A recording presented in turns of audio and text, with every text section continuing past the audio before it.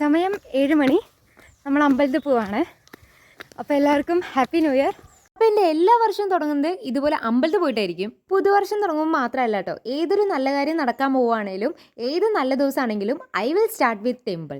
എന്തോ അമ്പലത്തിൽ പോയാൽ കിട്ടുന്ന പോസിറ്റീവ് എനർജി എനിക്ക് വേറെ എവിടെ നിന്നും കിട്ടിയിട്ടില്ല. അതുകൊണ്ട് തന്നെ ഞാൻ എപ്പോഴും ഇതുപോലെ സ്പെഷ്യലായിട്ട് നടക്കുമ്പോൾ അമ്പലത്തിൽ നിന്നാണ് തുടങ്ങാറ്. അപ്പോൾ ഞാൻ ഇന്ന് പോണത് വീട്ടിൻ്റെ അവിടെയുള്ള അമ്പലത്തിൽ തന്നെയാണ്. ഞാനാണെങ്കിൽ ഷോർട്ട് കട്ട് അടിച്ച് കയറിയോണ്ട് തന്നെ കേരമരങ്ങൾക്കിടയിലൂടെയാണ് ഞാൻ നടന്നു പോയിക്കൊണ്ടിരിക്കുന്നത്. ഒരു അനാർക്കലി ആയതുകൊണ്ട് തന്നെ ഞാൻ പൊക്കി പിടിച്ചുകൊണ്ടാണ് നടക്കുന്നത്. അപ്പോഴത്തേക്കിനും ഞാൻ പിന്നെ അമ്പലത്തെത്തി. ഇതൊരു വലിയ അമ്പലമല്ല, അതുകൊണ്ട് തന്നെ ആൾക്കാരുടെ എണ്ണവും കുറവായിരുന്നു. അപ്പോൾ എല്ലാവർക്കും എൻ്റെ ഫുൾ നെയിമും നാളും പിടിയിട്ടിട്ടുണ്ടാവുമല്ലോ അല്ലേ?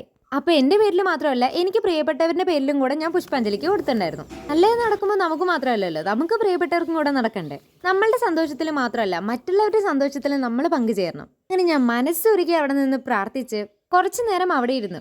എപ്പോഴും അമ്പലത്തിൽ പോയി കഴിഞ്ഞാൽ ഭഗവാനെ ഇതുപോലെ നോക്കി നിൽക്കും. ഇപ്പോഴാണ് അമ്പലത്തിൽ വന്നത് എനിക്ക് ഫുൾഫിൽ ആവുക. ഇത്തവണ വലുതായിട്ട് പരാതിയും പരിഭവവും ഒന്നും പറയാനായിട്ടുണ്ടായിരുന്നില്ല. അതുകൊണ്ട് തന്നെ ഈ പുതുവർഷം എല്ലാവർക്കും സന്തോഷവും സമാധാനവും നൽകണേന്ന് പ്രാർത്ഥിച്ചുകൊണ്ട് തന്നെ ഞാൻ അമ്പലത്തിൽ നിന്ന് ഇറങ്ങി.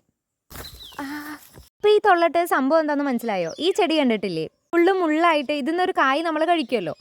അപ്പോൾ വീഡിയോ പൊക്കി പിടിക്കുന്നതിൻ്റെ ഇടയിൽ അത് കയ്യിൽ ഉടക്കിയതാണ്.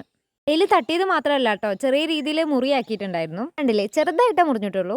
അതൊന്നും കാര്യമാക്കാണ്ട് ഞാൻ മെല്ലെ നടന്ന് അധികം ദൂരമൊന്നും ഇല്ല കേട്ടോ അമ്പലത്തിലോട്ട്. പക്ഷെ ഞാൻ ആടിപ്പാടി വീടെത്തുമ്പോഴത്തേനും നേരാവുന്നേ ഉള്ളൂ. പിന്നെ ഞാൻ വീടെത്തി കുറച്ച് ഷോർട്ട് വീഡിയോസ് ഒക്കെ എടുത്ത്. അപ്പോൾ വൺസ് അഗെയിൻ അപ്പോൾ എല്ലാവർക്കും ഹാപ്പി ന്യൂ ഇയർ.